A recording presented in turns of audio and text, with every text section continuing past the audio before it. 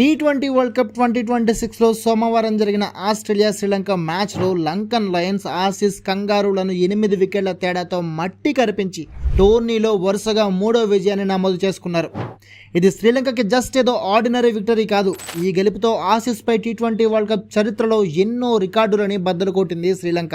Tourney హిస్టరీలో ఇప్పటి వరకు బంగ్లాదేశ్, జింబాబ్వేపై తప్ప ఇక ఏ టీంపై శ్రీలంక 180+ టార్గెట్ని చేసిందే లేదు.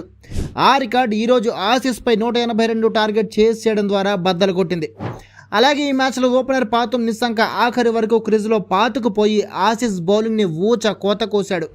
52 బంతుల్లో 10 4లు 5 6లతో 100 రన్స్ చేసి టీ20 వరల్డ్ కప్ 2026లో ఫస్ట్ సెంచరీ బాదడమే కాకుండా టీ20 వరల్డ్ కప్ హిస్టరీలోనే ఆసీస్పై సెంచరీ చేసిన తొలి బ్యాటర్గా రికార్డు సృష్టించాడు. అలాగే శ్రీలంక తరపున టీ20 వరల్డ్ కప్లో సెంచరీ చేసిన రెండో బ్యాటర్గాను మహిళా జయవర్ధనే తర్వాత నిలిచాడు. శ్రీలంక సాధించిన ఈ మైటీ విక్టరీతో టీ20 వరల్డ్ కప్ చరిత్రలో first time Australia group stage నుంచే అవుట్ అయిపోబోతోంది. ఈ విజయంతో ఆడిన 3 మ్యాచ్ల్లో ఓటమనేదే లేకుండా 3ంటిలోనూ గెలిచిన శ్రీలంక సూపర్ 8లోకి సాలిడ్ ఎంట్రీ ఇచ్చింది.